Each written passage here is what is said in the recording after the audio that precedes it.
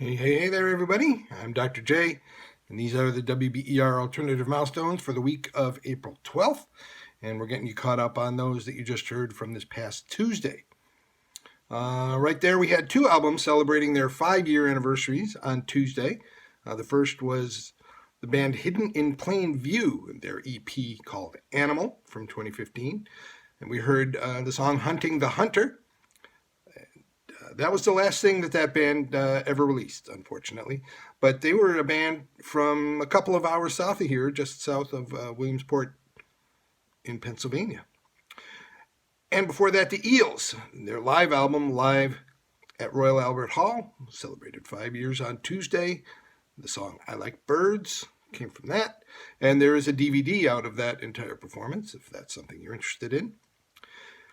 Sadly, it was 10 years ago on Tuesday that frontman Peter Steele, also bass player for the band Typo Negative, had himself an aortic aneurysm and passed away. We heard I Don't Want to Be Me from their 2003 album Life is Killing Me.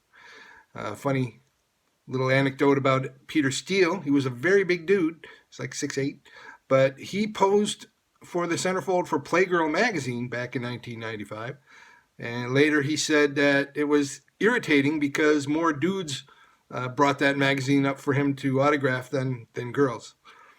No, he didn't care for that very much. Let's see, 20 years ago on Tuesday, at a show in London, the band L7 raffled off what they called an intimate meeting with drummer D. Placus on their tour bus after the show. Nobody ever really gave any details about what happened, but they did require the winner to shower beforehand. So that was a little stunt that they pulled.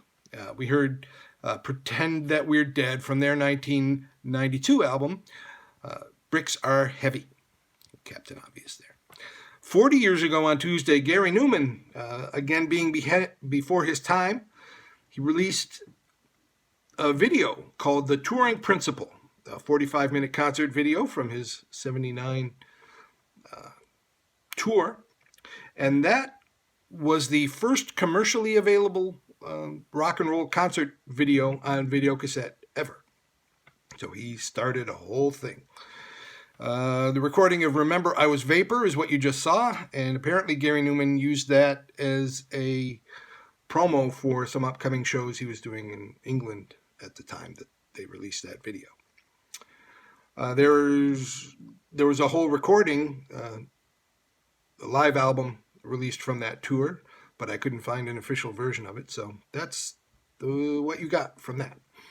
And we started the set with Reflector from Arcade Fire, as singer-songwriter Win Butler celebrated his 40th birthday on Tuesday, so he was born the day that Gary Newman put out that videotape.